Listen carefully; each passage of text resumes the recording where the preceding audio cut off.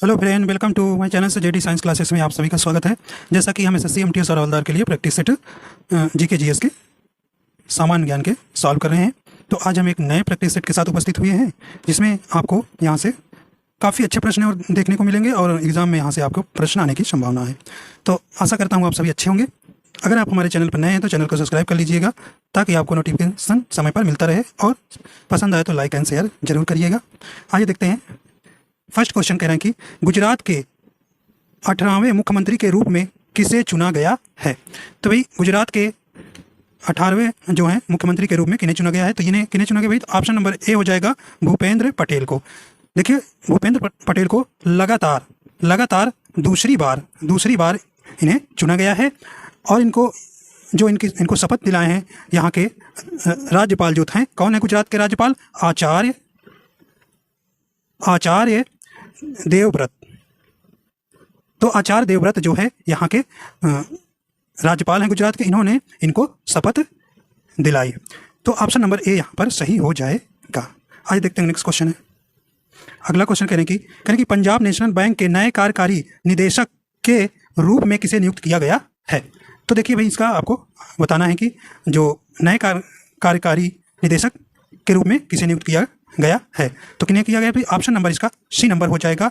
Option number C हो जाएगा M परमाशिवम को। एम परमाशिवम को जो है पंजाब नेशनल बैंक के नए कार्यकारी निदेशक चुना गया है।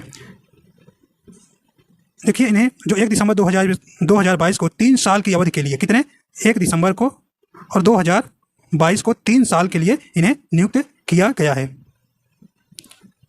ये इसके पहले 1990 में जो है केनरा बैंक में एक कृषि विस्तार अधिकारी के रूप में अपना कैरियर शुरू किया था। ठीक, और देखिए पंजाब नेशनल बैंक आया है। देखिए, पंजाब नेशनल बैंक की स्थापना जो है कब हुई थी? 19 में 1894 में हुई थी। सरदार दयाल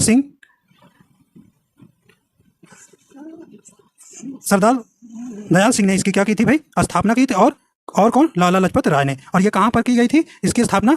लाहौर के, पाकिस्तान के लाहौर में। ठीक, तो इसमें आप इतना याद रखिएगा। तो ऑप्शन नंबर सी इसका हो जाएगा। आइए देखते हैं नेक्स्ट क्वेश्चन। अगला क्वेश्चन कह रहे हैं कि निम्नलिखित में से किस राज्य का विधानमंडल द्विसदनीय है। मतलब कि आपको द्विसदनीय विधानमंडल किस किस राज्य में है, लेकिन यहाँ पर आपको वह राज्य चुनना है कि इनमें किस राज्य में जो है विधानमंडल द्विसदनीय है। तो भाई किस में है? तो ऑप्शन नंबर यहाँ पे डी हो जाएगा। किस में? तेलंगाना। कहाँ पर भाई? तेलंगाना में आपको द्विसदनीय विधानमंडल है। देखिए, आर्टिकल 168 के तहत द्विसदनीय विधानमंडल के गठन का प्रावधान किया गया है। तो आर्टिकल 168 याद रखिएगा। और देखिए, अब कहाँ कुल कितने राज्यों में है भाई? ये आपसे पूछा जाता है क्वेश्चन, तो पॉलिटी का क्वेश्चन है, इंपॉर्टेंस क्वेश्चन है। देखिए, कुल 6 राज्यों में है आपका। देखिए, यूपी में है, बिहार में है, महाराष्ट्र में है, आंध्र प्रदेश में है, कर्नाटक में है, और कौन भाई? तेलंगाना। ठीक है, तेलंगाना। तो ये आपका कुल मिला के 6 राज्यों में है। तो एक बार आप सुन लीजिए फिर से भाई। उत्तर प्रदेश, बिहार, महाराष्ट्र, आंध्र प्रदेश, कर्नाटक, तेलंगाना। ठीक, तो ये आपके 6 राज्यों में विधानसभा द्विसदनीय है। ठीक, तो ऑप्शन नंबर यहाँ पर डी हो जाएगा। देखिए, तेलंगाना आपका नया राज्य है, तो 2 अक्टूबर 2014 को क्या हुआ है? इसका गठन हुआ है। तो यहाँ देख लीजिए, 2 जून है कि 2 अक्टूबर है, देख लीजिएगा भाई। तो यहाँ 2014 में इसका जो है गठन किया गया था। तो ऑप्शन नंबर इसका डी हो जाएगा। तो आइए देखते हैं नेक्स्ट क्वेश्चन। नेक्स्ट क्वेश्चन है, कह रहे हैं कि स्पेस ने कई विश्राम गृहों, मस्जिदों और सड़कों के नेटवर्क का निर्माण किया था, जिसने दुई ग्रैंड ट्रैंक्स रोड को सबसे प्रसिद्ध माना जाता है। तो ग्रैंड ट्रैंक के रोड का निर्माण भी ऐसा पूछा जाता है किसने बनवाया था। तो ऑप्शन नंबर कौन हो जाएगा भाई? इसका कौन हो जाएगा? तो ऑप्शन नंबर इसका ए नंबर हो जाएगा। क्या भाई? ए नंबर हो जाएगा। सम्राट शेरशाह सूरी ने। कौन है ये? सम्राट शेरशाह सूरी। देखिए, ये एक चौसा का युद्ध पूछा जाता है आपसे।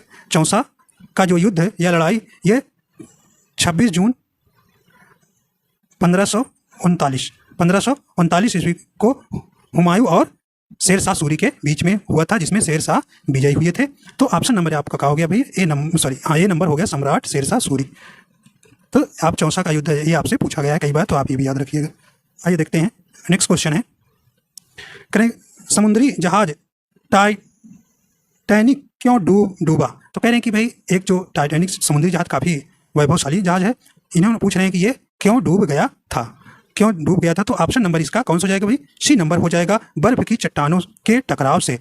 भाई समुद्र में बड़े बड़े बर्फ के चट्टान भी होते हैं जिस कारण से यह टकरा गया था और यह टूट गया था। देखिए टाइटैनिक जो है नामक समुद्री जहाज 12 मार्च को, कब भाई 12 मार्च को, 12 मार्च 1912 को इंग्लैंड के साउथ हैम्पटन से न्यूयॉर्क की यात्रा पर निकला था। लेकिन 15 मार्च 1912 को तत्कालीन दुनिया का सबसे वैभवशाली यह जहाज जो है न्यू फाउंडलैंड के पास हिमसैल से, कहाँ, न्यू फाउंडलैंड के पास हिमसैल से टकराकर 2 भागों में विभक्त हो गया। देखिए टाइटैनिक पर इसमें सवार जो थे कितने भी, 2200 लोग सवार थे। कितने लोग, 2200 लोग सवार थे, जिनमें से सिर्फ जब इन्हें कितने लोगों को बचाया जा सका, केवल 700 लोगों को ही बचाया जा सका और लोगों को मृत्यु हो गई। ठीक, तो ऑप्शन नंबर यहाँ सी नंबर हो जाएगा। ठीक, आइए चलते हैं नेक्स्ट क्वेश्चन। नेक्स्ट क्वेश्चन कह रहे हैं कि भाई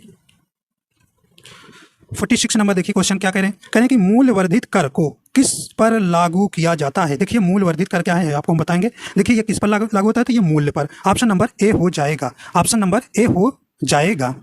देखिए मूल्यवर्धन शब्द का से उत्पादन या वस्तु और सेवाओं के उत्पादन और अंतरण के प्रत्येक चरण में वस्तुओं और सेवाओं के मूल्य में वृद्धि से है। कहने का मतलब है प्रत्येक चरण में, जैसे आप क्या आए भाई, रॉ मटेरियल लाए, मतलब कच्चा माल लाए, तो भाई इसमें भी आपके क्या लगा, इसमें भी मूल्यवर्धित टैक्स लगा। फिर आपने इसे फाइनल प्रिपेयर किया, फाइनल जो प्रोडक्ट तैयार किया उसमें भी आपका इंक्लूड हुआ।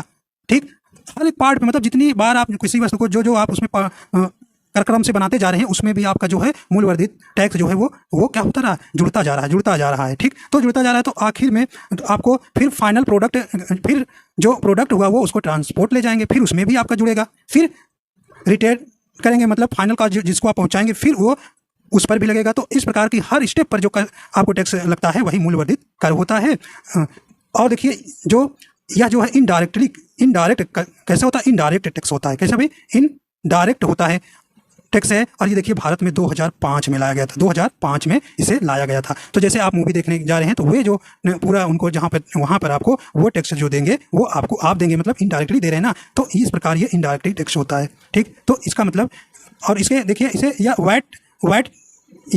वैट एक मल्टी पॉइंट्स डेस्टिनेशन से आधारित कर है। ठीक है, देखिए वैट का फुल फॉर्म क्या होता है, वैल्यू एडेड टैक्स। ठीक, तो मतलब हर स्टेप पर जो टैक्स लगता है उसी को मूल्यवर्धित कर करते हैं। ठीक, तो आप ये मूल्य कहेंगे, ऑप्शन नंबर ए इसका सही हो जाएगा। चलिए नेक्स्ट क्वेश्चन चलते हैं।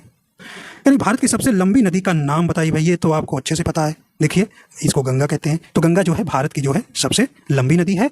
और ये देखिए कहाँ से निकलती है, इसका उद्गम स्थान कहाँ है, ये उत्तराखंड के, कहाँ, उत्तराखंड के उत्तरकाशी जिले में गोमुख के निकट गंगोत्री हिमानी से होता है इनका उद्गम। देखिए यहाँ यह भागीरथी के नाम से जानी जाती है। यहाँ जहाँ से उसका उद्गम होता है वो उसके किस नाम से जाना जाता है भाई, ऐसा भी पूछा जा सकता है। तो भागीरथी के नाम से जाना जाता है। ठीक, और गंगा की जो 2 शीर्ष धाराएं जैसे अलकनंदा और भागीरथी है जो उत्तराखंड में देवप्रयाग में संगम कर गंगा का निर्माण करती हैं। तो ये भी आप पूछे ये कि अलकनंदा तथा भागीरथी के मिलन स्थान को क्या कहते हैं, तो क्या भाई, देवप्रयाग कहते हैं। ठीक है, ये भी आप याद रखिएगा। और इनकी लंबाई भी आप जान लीजिए कितनी है भाई, 25 ऐसे याद करिए, कितनी है, 25। ठीक, 25 किलोमीटर है। ठीक है, इसकी जो है लंबाई। और इनके देखिए इनकी सहायक नदियाँ होती हैं, तो यमुना, गंडक, घाघरा, टोन, सोन, रामगंगा, बागमती, कोसी। ठीक, तो इस प्रकार। और देखिए ये गंगा और ब्रह्मपुत्र का डेल्टा विश्व का सबसे बड़ा डेल्टा है। तो ऑप्शन नंबर यहाँ पे बी नंबर हो जाएगा। ठीक है, आइए देखते हैं नेक्स्ट क्वेश्चन। निम्नलिखित कौन सा अविस्मरणीय साहित्यिक चरित्र स्वामी के रचनाकार हैं, तो 48 का ऑप्शन नंबर कौन भाई हो जाएगा, ऑप्शन नंबर बी हो जाएगा, कौन हो जाएंगे, आर के नारायण। ठीक, आइए अगला क्वेश्चन चलते हैं। नेक्स्ट क्वेश्चन देखिए थोड़ा कूटदार है भाई। कह रहे हैं कि पृथ्वी की कोट बहुत भारी पदार्थ से बनी हुई है। अगला कह रहे हैं कि मेटल से मोह अशांत से आरंभ होकर 2900 किमी तक की गहराई पाया जाता है। अगला कूट है, तो अगला है कह रहे हैं कि मेटल के ऊपरी भाग में पाए जाने वाले पदार्थ को मैग्मा कहते हैं। तो कहने का मतलब यहाँ पे आपको ये भी सही है, ये भी सही है और फर्स्ट वाला भी सही। तो ऑप्शन नंबर कौन चला जाएगा? सी नंबर चला जाएगा। Both are right. ठीक, आगे चलते हैं। नेक्स्ट क्वेश्चन है, अगला क्वेश्चन है, आइए देखते हैं 50 नंबर क्वेश्चन। भाई 50 नंबर क्वेश्चन क्या कह रहे हैं? कह रहे हैं उपराष्ट्रपति पद के निर्वाचन हेतु उम्मीदवार की अधिकतम आयु कितनी होती है? तो कितनी होती है भाई अधिकतम आयु? तो ऑप्शन नंबर यहाँ पर डी हो जाएगी। ऑप्शन नंबर डी हो जाएगी, कोई सीमा नहीं है, कोई सीमा नहीं है। तो कितने साल की उम्र होना चाहिए बनने के लिए? कितना होना चाहिए? 35 वर्ष। और लास्ट में इसकी कोई सीमा नहीं है। ठीक, आइए देखते हैं नेक्स्ट क्वेश्चन। चलते हैं नेक्स्ट क्वेश्चन है, कह रहे कि भारतीय संविधान में मौलिक अधिकारों की सूची स्पेस के संविधान से ली गई। देखिए मौलिक अधिकार बहुत बार पूछा गया है, तो किसके संविधान से ली गई है, किनके? तो ऑप्शन नंबर ए हो जाएगा अमेरिका के। तो भारतीय संविधान के मौलिक अधिकार की सूची किसके लिए गई भाई? अमेरिका के संविधान से, अमेरिका के संविधान से। देखिए ब्रिटेन के संविधान से क्या लिया गया है? संसदीय शासन, विधि का शासन, विधायी प्रक्रिया, एकल नागरिकता। तो एकल नागरिकता, जैसे अमेरिका में भाई दोहरी नागरिकता है, भारत में कैसी है? एकल नागरिकता है। तो एकल नागरिकता कहाँ से ली गई है? ब्रिटेन के संविधान से। देखिए कनाडा के संविधान से क्या है? संघीय व्यवस्था। और देखिए फ्रांस के संविधान से प्रस्तावना में स्वतंत्रता, समानता एवं बंधुत्व शब्द लिया गया है। ठीक, और जर्मनी के संविधान से आपातकाल के समय मूल अधिकारों का स्थापन मतलब आपात उपबंध है। तो इस प्रकार ऑप्शन नंबर जो है मौलिक अधिकारों की सूची किससे ली गई है? अमेरिका के संविधान से। आज देखते हैं, और देखिए आयरलैंड के नीति निर्देशक तत्व बहुत पूछता है, वो भी याद रखिएगा, राज्य के नीति निर्देशक तत्व आयरलैंड से। आइए देखते हैं अगला। केंद्र सरकार ने हाल ही में केंद्रीय कर्मियों और पेंशन भोगियों को महंगाई भत्ता यानी डीए में कितने प्रतिशत वृद्धि की मंजूरी दी है? तो कितने प्रतिशत? 3%। ऑप्शन नंबर बी हो जाएगा 3%। अब जो है यह बढ़कर कितने प्रतिशत हो गई है? 34%। 34%। इसमें कुल कितने लोगों को लाभ होगा? 68 लाख पेंशन भोगियों और 47.68 लाख केंद्रीय कर्मचारियों को इससे इनको लाभ होगा। तो ऑप्शन नंबर बी हो जाएगा। आइए देखते हैं नेक्स्ट क्वेश्चन 53। देखिए भाई 53 नंबर क्वेश्चन क्या कहता है? कहने कि रांची किस भारतीय राज्य की राजधानी है?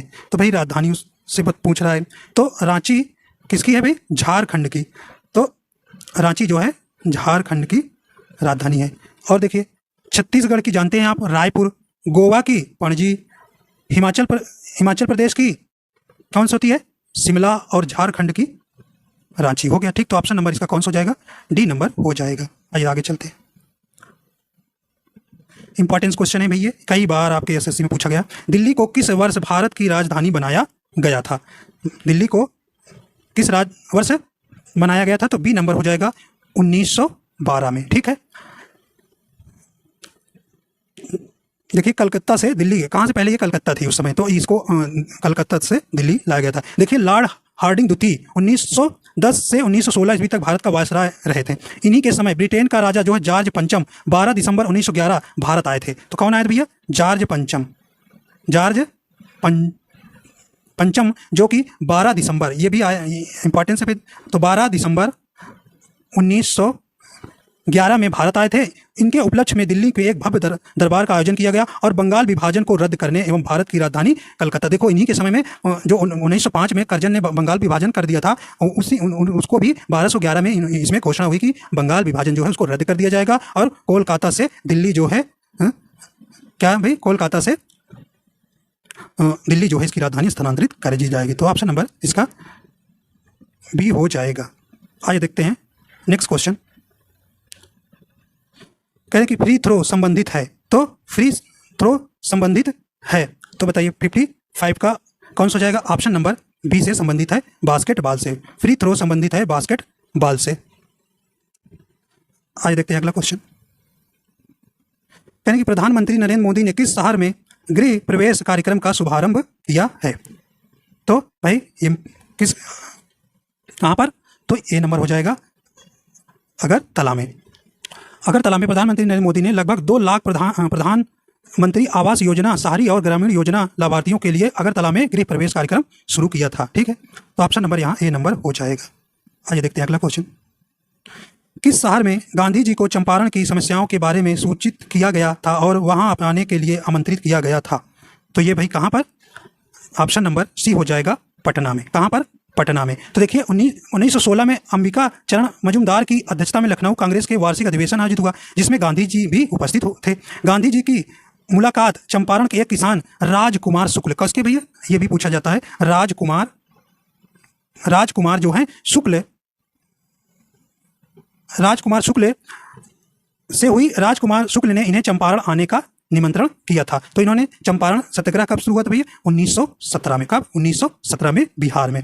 देखिए तो महात्मा गांधी के कुछ आंदोलन हैं, जैसे चंपारण हो गया 1917 में, खेड़ा भी इन्होंने कब शुरू किया था? 1918 में। ठीक, कभी इनके क्रम में पूछता है। असहयोग आंदोलन 1920 में शुरू किए थे भाई। कब? 1920 में। और देखिए नमक सत्याग्रह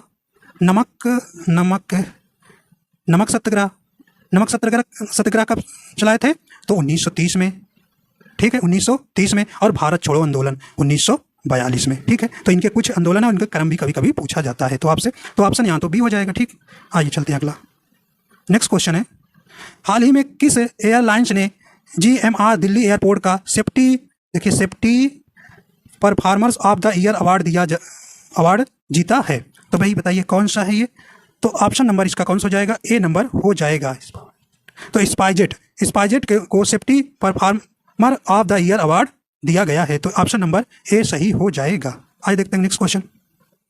अगला क्वेश्चन है, WLL का पूर्ण रूप क्या है? WLL का पूर्ण रूप क्या है भाई? तो ऑप्शन नंबर इसका डी हो जाएगा, वायरलेस इन लोकल लूप। तो ऑप्शन नंबर का हो जाएगा भी डी नंबर हो जाएगा। देखिए यह आमतौर पर वहां प्रयोग किया जाता है जहां टेलीफोन लाइनों के कनेक्शन तारों को ले जाना तो संभव नहीं है या उपयुक्त नहीं है, वहां पर इसका उपयोग किया जाता है। ठीक, तो ऑप्शन नंबर डी हो जाएगा। अब देखिए भाई विटामिन आ गई। देखिए कहने केला किस विटामिन का एक अच्छा स्रोत है? तो भाई किसका? तो इसमें विटामिन बी पाया जाता है। क्या भाई? विटामिन बी जो है केला का अच्छा स्रोत होता है। तो देखिए अब विटामिन, देखिए आपसे एक विटामिन पूछता है जल में घुलनशील विटामिन, तो BC को याद रखिए, ये क्या है? जल में घुलनशील है। क्या भाई? घुलनशील विटामिन। और कहता है वसा में कौन सी है? तो विटामिन A, D, E और K, ये कौन सी विटामिन है भाई? ये वसा में घुलनशील है। तो ये देखिए BC याद रखिए जल में, और सब क्या है यही जान लीजिए आपको ये। तो बी को देखिए, BC आपको जल में घुलनशील है और ADE वसा में घुलनशील विटामिन है। देखिए डी को विटामिन कॉम्प्लेक्स भी कहते हैं, बी कॉम्प्लेक्स भी कहते हैं, तो डी को। ठीक, अब देखिए ए विटामिन की खोज फंक ने की थी। कौन भाई? फंक ने की थी, वैज्ञानिक थे, फंक ने की थी। और देखिए विटामिन ए का रासायनिक नाम क्या होता है? रेटिनाल। क्या? रेटिनाल होता है। और विटामिन बी का थायमीन। क्या भाई? थायमीन। विटामिन बी का थायमीन, जिसे बी कॉम्प्लेक्स भी कहते हैं। डी को क्या? कैल्सीफेरॉल। और सी को कार्बनिक एसिड कहते हैं, और के को फिलोक्विनोन कहते हैं, और ई को टोकोफेरॉल। विटामिन ई को टोकोफेरॉल, ये क्या है? रासायनिक नाम है। तो ऑप्शन नंबर डी सही हो जाएगा। और ए तो आप जानते हैं गाजर में सबसे ज़्यादा पाया जाता है विटामिन है। ठीक, इसमें कोई दिक्कत नहीं। आइए चलते हैं आगे। नेक्स्ट क्वेश्चन, निम्नलिखित में से तत्वों में से किसका सबसे कम गलनांक है? तो भाई पूछा है कि गलनांक किसका सबसे कम है, तो ऑप्शन नंबर सी हो जाएगा। किसका? आर्गन का। किसका भाई? आर्गन का गलनांक सबसे कम। आर्गन का रासायनिक। ठीक, तो ऑप्शन नंबर यहाँ पे सी हो जाएगा। आइए देखते हैं नेक्स्ट क्वेश्चन। कहने कि निम्नलिखित विटामिन में से कौन सा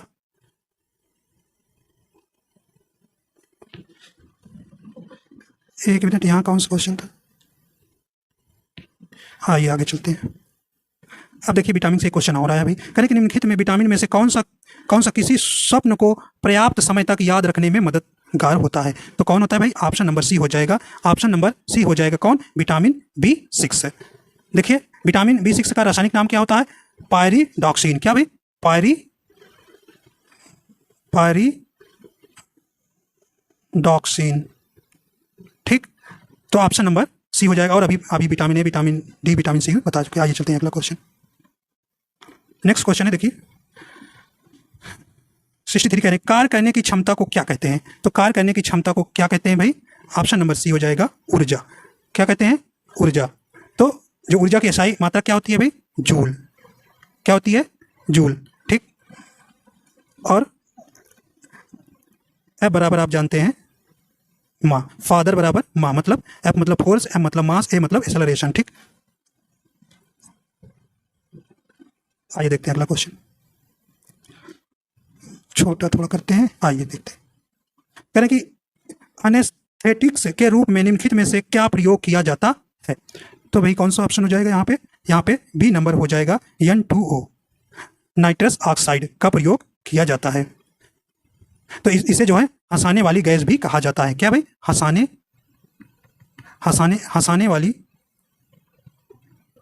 गैस भी कहा जाता है। तो ऑप्शन नंबर बी हो जाएगा।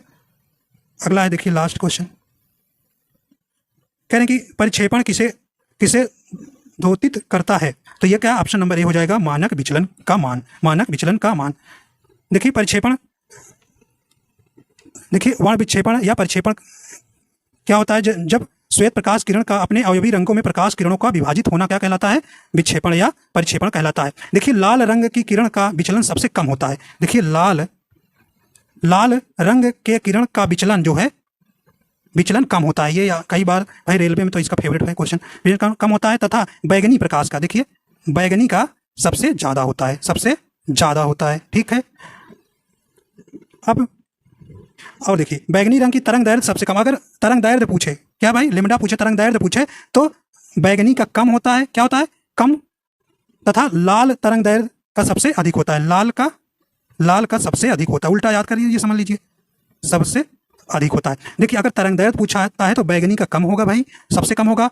अगर लाल का सबसे अधिक तरंग दैर्ध्य पूछेगा तो बैगनी रंग का सबसे कम होगा, लाल रंग का सबसे ज्यादा होगा। ठीक है, हाँ। और विचलन पूछेगा तो आपको बैगनी का सबसे ज्यादा बताना है और लाल का सबसे कम बताना है। ठीक, तो ऑप्शन नंबर ए हो जाएगा। तो इस प्रकार आपके 25 क्वेश्चन हो जाते हैं। आशा करता हूँ ये आपको पसंद आया। अगर पसंद आए तो हमारे चैनल पर नए हैं तो चैनल को सब्सक्राइब कर लीजिएगा और पसंद आए तो लाइक एंड शेयर कर दीजिएगा। वीडियो देखने के लिए आपका बहुत बहुत धन्यवाद।